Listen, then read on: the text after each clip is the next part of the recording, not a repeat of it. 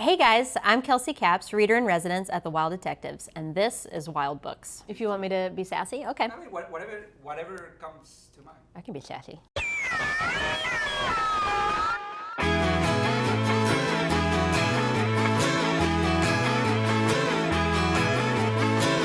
Before we get to books, I'm going to tell you guys about an amazing event that we're having October 10th. It's called Voices of She. It's a one-act play festival written by women, performed by women, all about women. So we would love for you guys to come and check it out. We'll see you there. Book of the month is Underland by Robert Macfarlane. It would be a perfect accompaniment to Hero with a Thousand Faces by Joseph Campbell. If you're into archetypal mythology making type reading, this is the book for you. So Robert Macfarlane is a nature writer from England. He's been writing his whole career about hiking and about cave diving and that kind of thing. All of the places that he's discussing are essentially places that are going to haunt us in some way. So like the underground rivers are places where, most of the places underground, he talks about like urban exploration, rivers underground. A lot of them are places where people have died because they were caving or diving, but he's talking about essentially the power of exploration and all these places that we don't see, but definitely have import for us. So where he's talking about places in glaciers that have begun to melt and that people get lost in, or nuclear waste disposal sites where we're trying to prepare a world that's 2,000, 5,000, 100,000 years from now, trying to warn those people about not disturbing those places or they cause like a nuclear holocaust. The writing is poetic, it's beautiful. You can tell that he has a deep love of nature and a unique ability to see the environment around him in a very personal and emotional way. So all the topics are fascinating, the writing is gorgeous, and I absolutely loved it, would recommend it, obviously. Cool. Lisa, what? The marketing people, they got me. There's a lady in her shirt.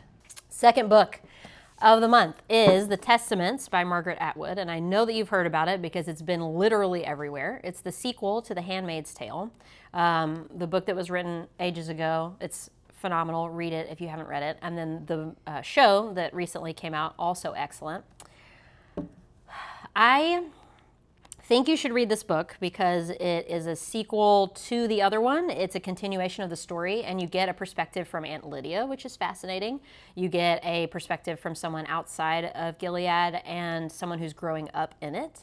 But if I'm frank, it's not as good as the first. Margaret wrote it because she's making money, and that's fine, and I support her in that because she is brilliant and a woman who deserves it. But the quality isn't as good as the first. But it is a fascinating continuation of the story, especially if you really think Aunt Lydia is bonkers. She really dives deep into Aunt Lydia's perspective, and I think that's probably the best written portion of the book. And so, it's worth checking out. You should do it. But it's not like read Handmaid's Tale first. Let's put it that way. My hands are so sweaty. It's the kava. Last book of the month is one of my absolute favorites. It's by Paul Auster. It's a little bit of a tome. She's thick, but she's wonderful. Paul Auster is an American author. He's written a bunch of different things: Moon Palace, The Invention of Solitude, the New York Trilogy. But he's most well known in Europe. He's like very, very popular. There is the word that I'm looking for. 4321 is his most recent work, and the reason that it's as big as it is because he follows the main character throughout his entire life. But he does it in a way where there's 4 different ways that his life could have turned out. So each plot line is the same person, but in one plot line, something goes different every time. And so he has completely different endings. He has completely different life trajectories.